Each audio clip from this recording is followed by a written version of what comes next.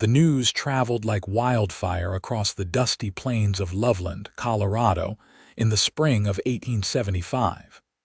Tabitha Rose stood at her kitchen window, watching the townsfolk pass by with their whispers and pitying glances. At 22, she'd become the subject of cruel gossip after Dr. Henley's proclamation that she would never bear children. Barren as the dust bowl, they said when they thought she couldn't hear. But Tabitha heard everything in a town this size. The afternoon sun cast long shadows through the small homestead she'd inherited from her parents. Both gone now, her father to tuberculosis, and her mother following just months later from what the doctor called a broken heart, but what Tabitha recognized as pneumonia and grief. The home that once echoed with warmth now felt hollow, matching the emptiness she carried inside. "Miss Rose, Mrs. Fletcher called from the general store porch as Tabitha walked past with her basket of eggs to sell. "Such a shame about your condition. My nephew is still looking for a bride, but he's hoping for a large family someday." Tabitha forced a smile. "How fortunate for him," she replied, continuing her walk toward the mercantile. The weight of the unspoken words hung in the air that she wasn't suitable for marriage now. What man would want a woman who couldn't give him sons to work the land or daughters to raise? The bell above Whitman's mercantile jingled as she entered. Mr. Whitman, perpetually hunched over his ledger, glanced up with that same look of pity she'd come to despise. "Morning, Miss Rose. Got your usual today?" "Just looking to sell these eggs and maybe trade for some coffee beans," she answered, placing her basket on the counter. The mercantile door swung open again, and the room seemed to shrink as Quentin Steele filled the doorframe. Standing well over 6 feet tall with shoulders broad enough to carry a fence post with ease, the ranch hand was relatively new to Loveland. He'd arrived last autumn to work at the Blackwell Ranch outside of town. "Mr. Steele," Whitman greeted. "Your order from Denver came in yesterday." Quentin nodded, his eyes briefly meeting Tabitha's before she looked away. She'd only exchanged pleasantries with him during his infrequent trips to town, but she'd heard plenty about the hard-working cowboy who kept to himself. "Miss Rose," he acknowledged with a tip of his worn leather hat. His voice was deeper than she remembered, rich like fertile soil. "Mr. Steele," she replied softly, gathering her payment for the eggs and what little dignity remained after Mrs. Fletcher's comments. As she reached for the door, Quentin stepped forward. "Allow me," he said, opening it for her. "Thank you," she murmured, acutely aware of how the gesture drew stares from across the street. The unmarried women of Loveland had set their sights on the mysterious cowboy since his arrival, yet he'd shown little interest in courting. "I hear you're selling your father's horses," he said, following her onto the boardwalk. The statement surprised her. Not many knew of her decision. "Word travels fast," she commented. "Yes, I'm keeping just one for the wagon. I can't maintain them all on my own." Quentin squinted against the bright midday sun. "I might be interested in the bay gelding. Would you mind if I came by to take a look tomorrow?" Something in his direct gaze made her heart flutter unexpectedly. "That would be fine, Mr. Steele, around noon. I'll be there." He tipped his hat again and turned toward the gunsmith shop. Tabitha watched him walk away, his confident stride betraying none of the hesitation others showed around her now. She wondered if he'd heard the rumors about her condition. Of course, he had. Everyone in Loveland had. Perhaps he simply needed a horse. The following day, Quentin arrived precisely at noon. Tabitha had spent the morning mucking stalls and brushing down the horses, conscious that a potential buyer would be inspecting them. When she heard hoofbeats approaching, she smoothed her apron and tucked a loose strand of auburn hair behind her ear. "Miss Rose," Quentin called, dismounting from his dappled gray mare. Up close, His features were more defined than she remembered, a strong jawline partially covered by a neatly trimmed beard, eyes the color of a summer storm, and sun-weathered skin that spoke of years working outdoors. "Mr. Steele, thank you for coming," she said, leading him toward the corral where 4 horses grazed. "That's Jupiter, the bay gelding. He's 7 years old, good temperament, and my father trained him himself." Quentin leaned against the fence, studying the animal. "He's a fine horse." "Why are you selling him?" The question was simple but cut to the heart of her circumstances. "Since my parents passed, I've been struggling to maintain the property. The vegetable garden and chickens provide enough for me and to sell in town, but feeding 5 horses is." She trailed off, not wanting to appear desperate. "It's a lot for one person," Quentin finished for her. His gaze shifted from the horse to her face. "I heard about your parents. I'm sorry for your loss." "Thank you," she replied, surprised by the genuine sympathy in his voice. Quentin spent the next hour examining Jupiter, checking his teeth, hooves, and gait. Tabitha watched him work, impressed by his gentle but firm handling of the animal. Most men she knew were rough with horses, treating them as tools rather than partners. "He's exactly what I've been looking for," Quentin finally declared. "I'd like to offer you $40. Tabitha's eyes widened slightly. The amount was more than fair, generous even. "That's acceptable, Mr. Steele." As he counted out the money from a leather pouch, Quentin's eyes remained on the task, but his voice dropped lower. "I also heard other things in town, about what the doctor said." Her stomach tightened. Here it came, the pity, the awkward platitudes. "People talk too much in small towns," he continued, "especially about matters that aren't their business." She looked up, surprised by his words. "They mean well, I suppose." "Do they?"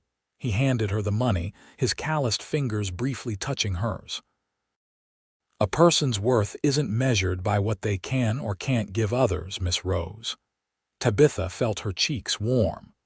"That's a kind perspective, Mr. Steele, but not one widely shared in Loveland. Then perhaps Loveland needs to broaden its thinking." He offered a rare smile that transformed his serious face. "Would you mind if I returned for Jupiter on Sunday? I'd need to make arrangements at the ranch." "Sunday would be fine," she agreed, tucking the money into her apron pocket. As Quentin mounted his horse to leave, he paused. "Miss Rose, would you consider joining me for supper at the hotel dining room that evening, after I collect Jupiter?" The invitation stunned her into momentary silence. No man had asked to call on her since Dr. Henley's pronouncement 3 months ago. "Mr. Steele, I feel I should mention that what you heard in town is true. About my condition." His expression didn't change. "I'm inviting you to supper, Miss Rose, not asking for promises of any kind, just your company if you're willing to provide it." Something about his straightforward manner broke through the protective wall she'd been building. "Then yes, Mr. Steele, I would be pleased to join you for supper on Sunday." After he left, Tabitha leaned against the corral fence, wondering what had possessed her to accept. Surely nothing would come of it beyond a meal and polite conversation. Still, for the first time in months, she felt a flutter of something besides grief or shame, a dangerous feeling that resembled hope. Sunday arrived with clear skies and a gentle breeze that carried the scent of wildflowers across the plains. Tabitha wore her best dress, a cornflower blue that her mother always said matched her eyes. She'd spent extra time arranging her hair, pinning the thick auburn waves into a neat chignon at the nape of her neck. Quentin arrived promptly at 4 o'clock, dressed in clean clothes that still showed signs of hard wear. He'd made an effort to tame his usually windswept dark hair, and she noticed he'd trimmed his beard. The changes made him look younger, closer to his actual age of 27 that she'd learned from Mrs. Whitman's gossip. "You look lovely, Miss Rose," he said, his eyes appreciative but respectful. "Thank you, Mr. Steele. You're looking well yourself." She led him to the corral where Jupiter was saddled and waiting. After finalizing the sale with a handwritten bill of sale, Quentin helped Tabitha into her wagon. The short journey to town passed with conversation about the unusually mild spring weather and the progress of early plantings. Tabitha found herself relaxing in his presence, his straightforward manner refreshingly different from the guarded interactions she'd endured recently. The hotel dining room fell quiet when they entered together. Heads turned, whispers began, and Tabitha felt her confidence waver. Quentin, sensing her discomfort, placed his hand lightly on her elbow. "Folks are just jealous. I'm dining with the prettiest woman in the county," he murmured, guiding her to a table by the window. Throughout dinner, Tabitha became increasingly aware of Quentin's subtle gallantries, the way he waited for her to be seated, how he listened intently when she spoke, his genuine interest in her thoughts about books and music. He shared stories of his time working cattle drives from Texas and his dreams of someday owning land of his own. "What keeps you in Loveland?" he asked as they lingered over coffee. "You mentioned having difficulty maintaining your parents' place alone." She traced the rim of her cup thoughtfully. "It's home. My parents built that house when they first married. My mother planted every tree in the orchard. I can't imagine selling it, though I know it would be practical." "Family land has meaning beyond practicality," he agreed. "My father lost our ranch in Missouri after the war. I've been working to save enough to buy my own place ever since." As the evening drew to a close, Quentin drove Tabitha home in her wagon. The stars emerged in brilliant clusters above them, the vastness of the Colorado sky a cathedral of light. "I'd like to call on you again," Quentin said as he helped her down from the wagon, "if you'd permit it." In the gentle moonlight, his usually weathered face looked younger, almost vulnerable. Tabitha felt an unfamiliar warmth spread through her chest. "I would like that, Mr. Steele." She offered her hand, which he took between both of his. "Quentin," he corrected softly. "If we're to be friends, perhaps you could call me Quentin." "Then you must call me Tabitha," she replied, enjoying the way his eyes crinkled at the corners when he smiled. "Good night, Tabitha." "I'll see you next Sunday," she nodded, watching as he mounted Jupiter and rode back toward town, leading his gray mare behind him. For the first time in months, she entered her empty home without feeling the crushing weight of loneliness. Over the next few weeks, Quentin's visits became a regular occurrence. He would ride out on Sunday afternoons, sometimes bringing small gifts, coffee beans from the mercantile, a new ribbon for her hair, or prairie wildflowers gathered along the way. They would walk the boundaries of her property, discussing improvements she hoped to make or sharing stories of their childhoods. On one such afternoon, as they sat beneath the apple trees her mother had planted, Quentin seemed unusually thoughtful. "Is something troubling you?" Tabitha asked, noticing how he repeatedly twisted his hat brim between his fingers. He looked at her directly, his gray eyes serious. "I've been offered a position as foreman at the Blackwell Ranch. Mr. Blackwell is getting older and his sons have moved east. He needs someone to take more responsibility." "That's wonderful news," she said, genuinely pleased for him. "You've certainly earned such trust. It means I'll be staying in Loveland indefinitely," he continued. "And the position comes with the use of a small cabin on the property." Tabitha nodded, uncertain where his thoughts were leading. "Tabitha," he said, setting his hat aside and taking her hands in his. "These past weeks have been the happiest I can remember. I know it hasn't been long, but I've never been more certain of anything in my life." Her heart began to pound as realization dawned. "I've come to care for you deeply," he said. "I believe we could build a good life together. Would you consider becoming my wife?" Despite her growing feelings for him, his proposal shocked her. "Quentin, you know what the doctor said. I can never give you children. You deserve a family." His grip on her hands tightened slightly. "What I deserve is to marry the woman I'm falling in love with. As for children, doctors have been wrong before. And even if they're not, there are other ways to build a family." Tears welled in her eyes. "The whole town believes I'm worthless as a wife. I couldn't bear for you to regret this decision." "I don't give a damn what the town thinks," he said with quiet intensity. "I care what you think, Tabitha. Do you have feelings for me?" "Yes," she whispered, the admission both frightening and liberating. "But then there are no buts," he interrupted gently. "I'm asking you to marry me because I want to share my life with you, whatever that life brings." In that moment, looking into his earnest face, Tabitha made the bravest decision of her life. "Yes," she said, her voice growing stronger. "Yes, I'll marry you, Quentin." His smile could have outshone the sun as he gathered her into his arms, holding her as if she were the most precious thing in the world. Word of their engagement spread quickly through Loveland. Most reactions were predictable surprise, confusion, and in some cases, outright disapproval. Mrs.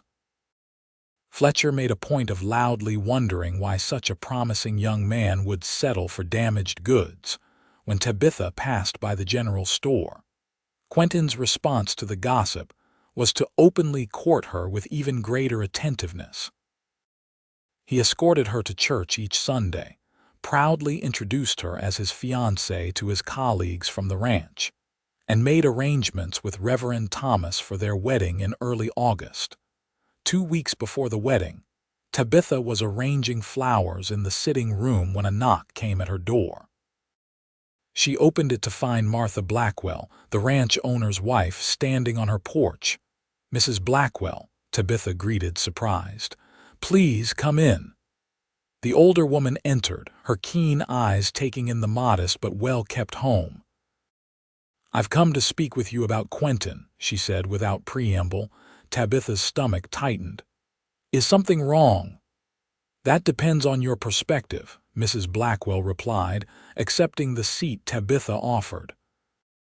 "My husband thinks highly of Quentin, says he's the finest horseman and most reliable worker he's ever employed. He has a promising future with us." "I'm glad to hear that," Tabitha said cautiously. Mrs. Blackwell studied her face. "I'll be direct, Miss Rose. We've heard the rumors about your condition. Quentin is like a son to us, and we want to ensure he's not making a decision he'll come to regret." Though the words stung, Tabitha had expected such concerns. "I've been completely honest with Quentin about what the doctor told me. He made his choice with full knowledge." "Men can be impulsive when their hearts are involved," Mrs. Blackwell countered. "A rancher's life is hard enough without adding disappointment." Tabitha's hands clenched in her lap. "With respect, Mrs. Blackwell, Quentin and I have discussed our future thoroughly. I cannot guarantee what that future holds, but I can promise that I'll devote myself to being a supportive and loving wife." Something in Tabitha's dignified response seemed to impress the older woman. After a moment, her expression softened. "You have spirit, Miss Rose. I can see why he's taken with you." She reached into her handbag and withdrew a small package wrapped in tissue. "I brought this for you. It was my mother's." Tabitha carefully unwrapped the gift to reveal a delicate silver hairpin adorned with a small pearl. "It's beautiful," she breathed. "Something borrowed for your wedding day," Mrs. Blackwell explained. "And perhaps an apology for my forwardness. Quentin deserves happiness, and if he's found that with you, then you have my blessing." After Mrs. Blackwell left, Tabitha held the hairpin to her chest, tears of relief mingling with gratitude. One hurdle overcome, though she suspected many more lay ahead. The wedding took place on the first Saturday in August 1875, with the late summer sun bathing Loveland's small white church in golden light. Despite the whispers and raised eyebrows, the ceremony was well attended, a testament to the respect Quentin had earned in his time at the Blackwell Ranch. Tabitha wore her mother's wedding dress, carefully altered to fit her slightly taller frame, with Mrs. Blackwell's pearl hairpin securing her veil. When she walked down the aisle to where Quentin waited, his face transformed with a look of such profound joy that she momentarily forgot everyone else was present. "You are the answer to prayers I didn't know I was making," he whispered as she reached him. They exchanged simple vows, promising to love, honor, and cherish one another through whatever life might bring. When Reverend Thomas pronounced them husband and wife, Quentin's kiss was gentle but carried a promise that made Tabitha blush to her roots. The celebration afterward was modest but joyful. The Blackwells had generously offered their ranch for the reception, where tables laden with food and a small band playing lively tunes created a festive atmosphere. Even some who had been most vocal in their disapproval seemed won over by the couple's obvious devotion. As evening fell and lanterns were lit around the ranch yard, Quentin led his bride in their first dance. "Are you happy, Mrs. Steele?" he asked, holding her close as they swayed to the music. "More than I ever thought possible," she answered truthfully. Later that night, in the privacy of the small cabin that would be their home, Quentin showed Tabitha with tender determination that love could transcend society's narrow definitions of worth. Their union, consummated with equal parts passion and tenderness, sealed promises made before God and community. In the quiet aftermath, as they lay entwined beneath homespun quilts, Tabitha confessed her deepest fear. "What if I truly can't ever give you children? Will you regret marrying me then?" Quentin propped himself on one elbow, looking down at her with unwavering conviction. "Tabitha Steele, I married you for you, not for what you might or might not be able to give me, but I want you to know something." He placed his hand gently over her abdomen. "I believe in miracles. And every night I pray for one for us." His simple faith moved her to tears. "Then I'll pray too," she whispered. Life settled into a rhythm for the newlyweds. Quentin's position as foreman kept him busy from dawn until dusk most days, while Tabitha maintained their cabin and established a productive vegetable garden. She also began selling eggs and preserves in town again, determined to contribute to their household. The whispers about her barrenness gradually faded as other gossip took precedence, though occasionally she would catch a pitying glance from a mother bouncing a baby on her hip, or notice how conversations about children would halt when she approached. Each month brought the quiet disappointment of proof that Dr. Henley's diagnosis seemed accurate. Yet through it all, Quentin's devotion never wavered. Each night, he held her in his arms and whispered prayers for their future, his faith unwavering even as seasons changed, and their first anniversary approached with no sign of the miracle they hoped for. In late spring of 1876, an outbreak of scarlet fever swept through Loveland. Tabitha volunteered to help care for the Whitman children when both parents fell ill, spending long days nursing the family back to health. Her selflessness earned her new respect in the community, particularly when she stayed with the Petersons next, whose infant son required constant attention while his mother fought the fever. When the epidemic finally passed, having claimed 5 lives including elderly Mrs. Fletcher, Tabitha returned home exhausted but fulfilled by the knowledge she'd made a difference. Quentin welcomed her with proud embraces, though he insisted she rest for several days afterward. "You've given so much of yourself to others," he said, bringing her tea as she rested in their small sitting room. "Now it's time to rebuild your strength." But as days passed, Tabitha's fatigue didn't abate. She found herself nauseated in the mornings and unable to tolerate the smell of coffee that she usually loved. Certain foods turned her stomach, while she developed odd cravings for pickles and apples with salt. Nearly a week after these symptoms began, Tabitha was hanging laundry when Martha Blackwell rode up to the cabin. The older woman had become something of a mentor to Tabitha over the past year, teaching her the skills needed to be a rancher's wife. "You're looking peaked," Martha observed bluntly as she dismounted. Still feeling the effects of playing nurse to half the town, Tabitha secured a sheet to the line. "I can't seem to shake this tiredness, and my stomach has been unsettled." Martha studied her with narrowed eyes. "When was your last monthly?" The question made Tabitha pause, counting back in her mind. I'm not certain. With the fever outbreak, I wasn't paying attention." Her heart began to race. "But it's been at least 6 weeks, possibly more." A slow smile spread across Martha's weathered face. "I thought as much. You're showing all the signs, girl." "That's impossible," Tabitha whispered, one hand unconsciously moving to her stomach. "Dr. Henley said." "Doctors don't know everything," Martha interrupted. "My sister was told the same thing after 3 years of marriage without a child. She went on to have 5 babies." Hope, dangerous and fragile, began to bloom in Tabitha's chest. "Do you really think?" "I think you should ride into town and see Dr. Henley," Martha advised. "But don't be surprised when he tells you you're going to be a mother." That evening, when Quentin returned from work, Tabitha met him at the door with tears streaming down her face. "What's wrong?" he asked, instantly alarmed as he took her into his arms. "Are you ill?" She shook her head, unable to speak through her emotion. Finally, she placed his hand against her still flat abdomen. "Our prayers," she managed to say. "Quentin, our prayers have been answered."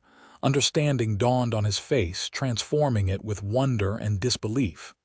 "You're with child," he whispered. When she nodded, he lifted her off her feet in a gentle embrace, his own tears mingling with hers. "I knew it," he said fiercely. "I knew God would bless us."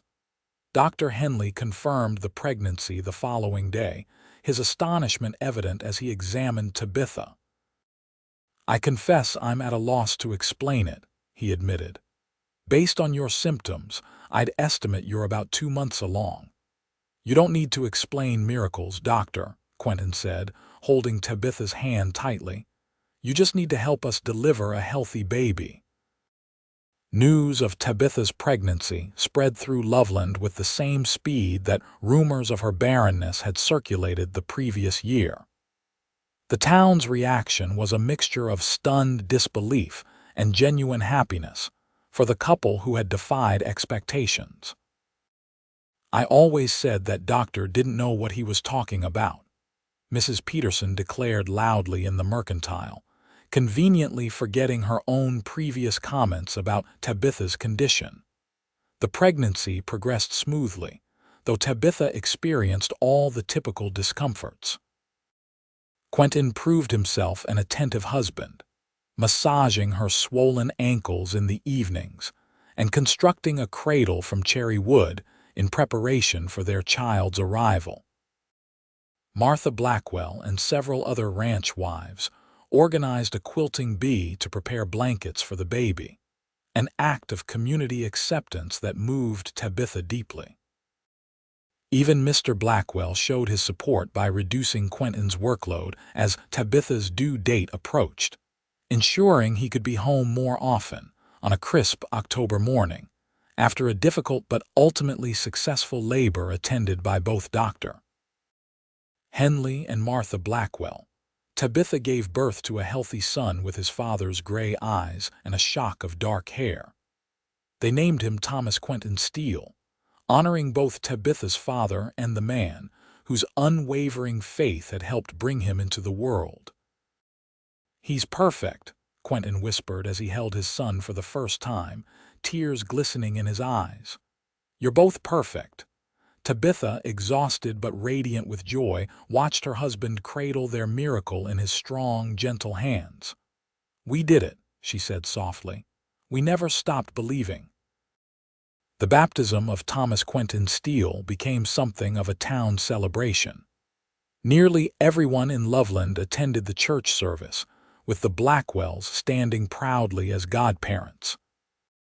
Afterward, a feast at the ranch brought the community together to celebrate not just the birth of a child, but the power of love and faith to overcome seemingly insurmountable odds.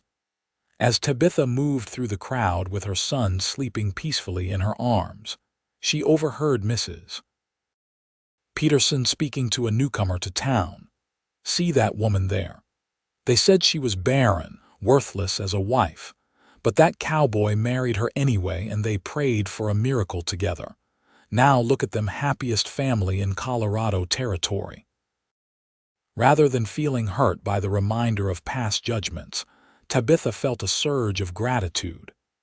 Every step of their difficult journey had led to this moment, this perfect blessing sleeping in her arms. That evening, as they tucked their son into his cradle, Quentin pulled Tabitha into his embrace.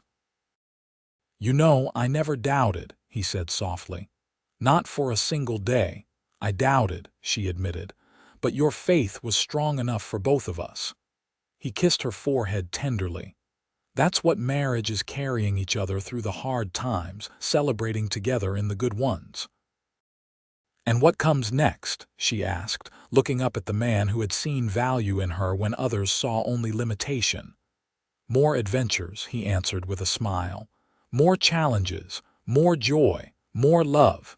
He glanced at their sleeping son. "And maybe someday more miracles." As winter settled over Loveland, bringing with it the quiet beauty of snow-covered plains and starlit nights, the small cabin at the edge of the Blackwell Ranch remained warm with love and new life. Each night, Quentin and Tabitha continued their tradition of prayer, now offering thanks for blessings received and hope for those still to come. The miracle of Thomas's birth had transformed not just their lives, but their standing in the community. Where once there had been whispers of pity, there now existed respect and admiration. Tabitha found herself sought out by other women struggling with similar circumstances, offering them the hope of her own experience. By Thomas's first birthday, the Steele family had more news to celebrate. Mr. Blackwell, increasingly limited by arthritis and wishing to spend more time with his grandchildren back east, offered Quentin the opportunity to buy a parcel of the ranch on favorable terms. "You've proven yourself 10 times over," the older man told him. "This land should belong to a family that will work it for generations to come." The 100 acres included their cabin, good grazing land, and access to a reliable stream, everything Quentin had dreamed of when speaking of someday owning his own ranch. The price was fair, the payment terms generous, and with their careful saving over the past year, they had enough for the down payment. "Our own land, Tabitha," Quentin said as they walked the boundaries of what would be Steele Ranch. "Our son will grow up here, learn to ride his first horse here, maybe even raise his own family here someday." Tabitha, carrying Thomas on her hip, gazed across the rolling grassland to the mountains beyond. "It's more than I ever dared hope for," she admitted. "Sometimes I wonder if I'll wake up and discover it was all a dream." Quentin wrapped an arm around her shoulders. "If it's a dream, then we're dreaming it together, and I never want to wake up." The purchase of the land was finalized in November 1877, and the small family celebrated Christmas in their cabin as landowners for the first time. Thomas, now walking and beginning to form words, delighted in the simple gifts they could afford: a wooden horse Quentin had carved, a soft quilt Tabitha had pieced together during evening hours, and candy sticks from the mercantile. As the new year dawned, Tabitha found herself increasingly tired again, with familiar symptoms that brought both excitement and trepidation.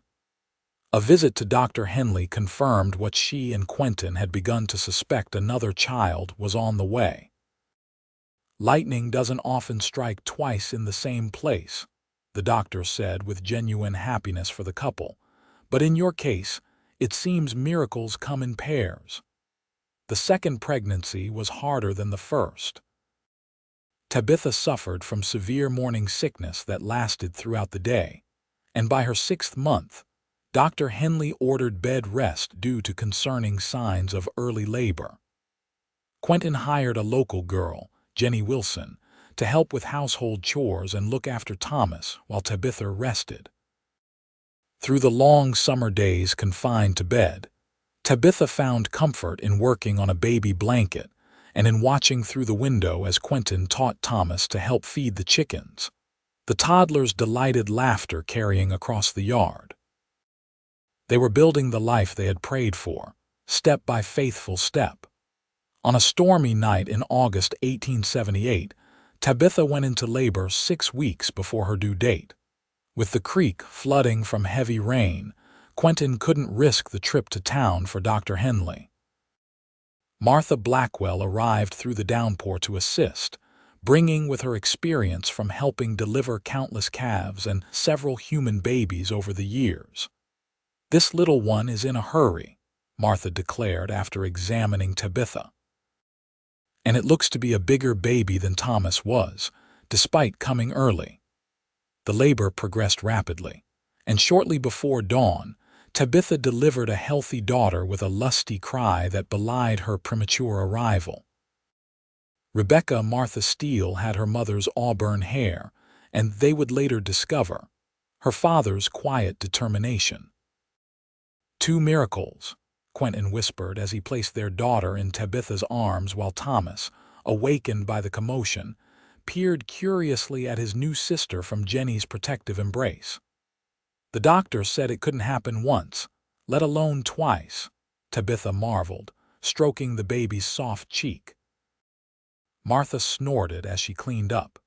"Seems to me that doctor needs to find a new profession if he's so often wrong."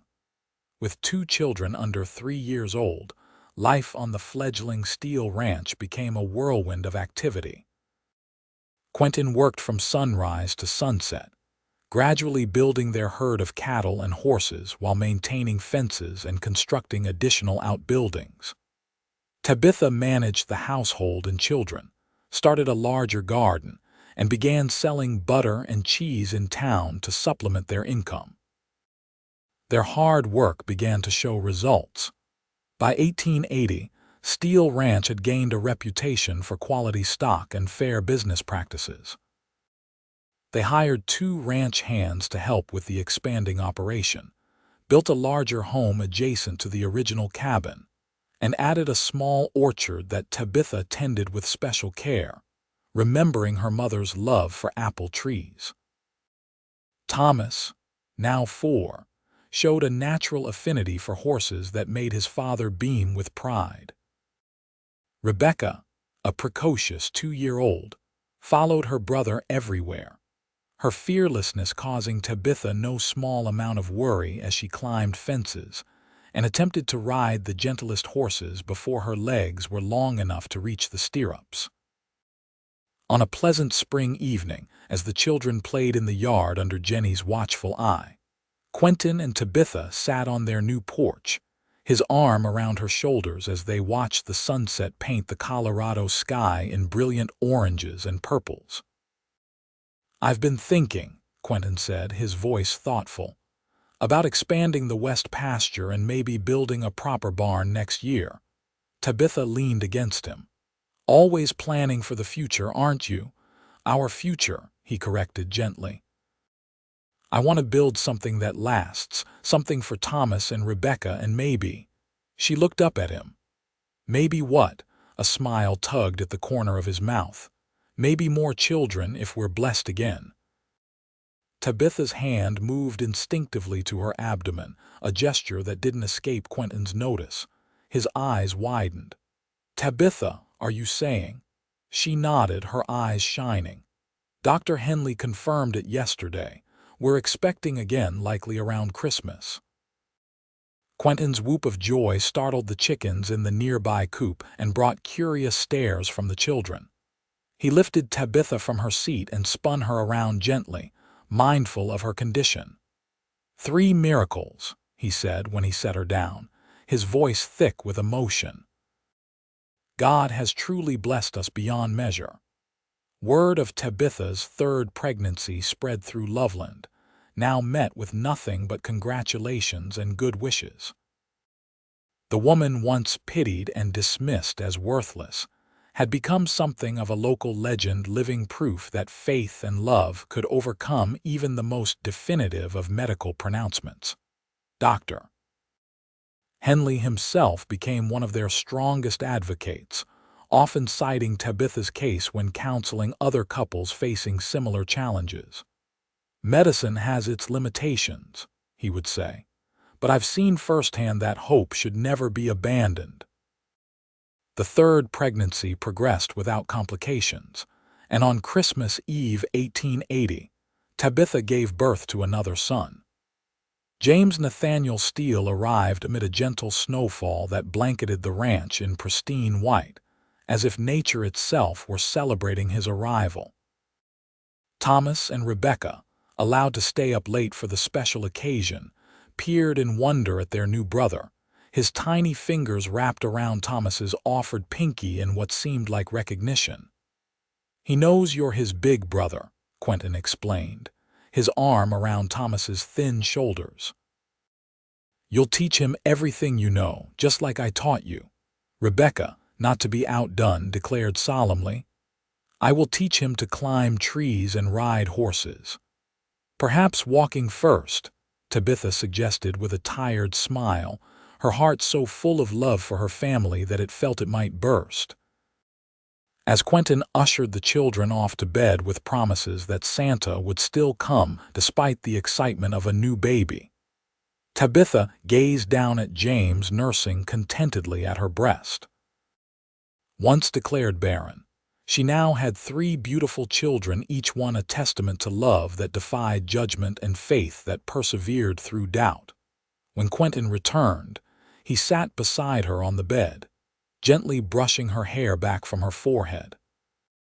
"You've given me everything I ever wanted," he said softly, "more than I dared to dream of." "We gave it to each other," she corrected. "You saw worth in me when everyone else saw limitation. You loved me enough to take a chance." "No," he shook his head. "It wasn't a chance. It was the surest bet I ever made." Outside their window, the Christmas snow continued to fall, covering the land that they had nurtured together. Steele Ranch stood as a testament to what could grow from faith, perseverance, and love, much like the family that had blossomed against all odds within its boundaries. In the years that followed, Tabitha and Quentin watched their children grow strong and capable on the expanding ranch. Thomas inherited his father's way with horses, eventually developing Steele Ranch into one of the finest horse breeding operations in Colorado. Rebecca, defying conventional expectations for young women, became an accomplished rancher in her own right, managing the cattle operation with shrewd business sense. James, the Christmas miracle, showed an aptitude for medicine and eventually studied to become a doctor, returning to Loveland to take over Dr. Henley's practice when the older man retired. By 1895, 20 years after a young cowboy had defied convention to marry a woman deemed worthless by town gossip, Steele Ranch encompassed 500 acres of prime Colorado land. Quentin and Tabitha, their hair now streaked with silver but their love undiminished by time, would often sit on their porch watching grandchildren play in the yard where their own children had once romped. "They said I was barren and worthless," Tabitha mused one evening, her head resting on her husband's shoulder as they watched the sunset, a daily ritual they had maintained throughout their marriage. "They were wrong," Quentin replied simply, taking her hand in his, their fingers intertwining with the familiar comfort of decades together. "Because of you," she said. "Because you believed when no one else did, not even me." He kissed her temple gently. "No, my love, because we believed together. And we never stopped praying for miracles." As twilight settled over Loveland, and the first stars appeared in the darkening sky, the lights of Steele Ranch glowed warm and inviting, a beacon of hope, and a testament to faith rewarded, love honored, and prayers answered beyond all expectation. The miracle that began with one man's unwavering belief in a woman's worth had multiplied into a legacy that would endure for generations to come, proof that the greatest power on earth was not found in medical pronouncements or social judgments, but in hearts brave enough to love without condition and spirits strong enough to believe in possibilities others couldn't see.